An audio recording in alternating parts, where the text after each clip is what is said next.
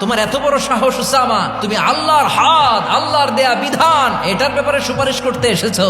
তোমরা কি জানো তোমাদের আগে যত কম, যত গোত্র, যত জনপদ ধ্বংস হয়েছে তার কারণ ছিল তাদের মধ্যে গরিবরা অন্যায় করলে তারা বিচার করত, আর ধনীরা অন্যায় করলে তারা মাফ করে দিত। খবরদার!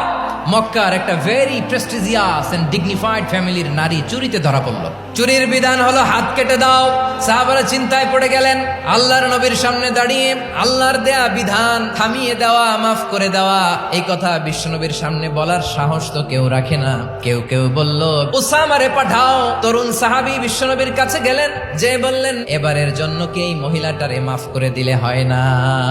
বিশ্বনবী বলেন, জেনে রেখো উসামা, আমার কলিজার টুকরা নয়নের পুটুলি ফাতেমাও যদি চুরির দায়ে ধরা পড়তো, আমি বিশ্বনবী ধরে ফাতেমার ডান হাতটা কেটে দিতে এক বিলম্ব দেরি করতাম না। এই ছিল বিষ্ণু ইসা ইসলামের আদালতের নমুনা।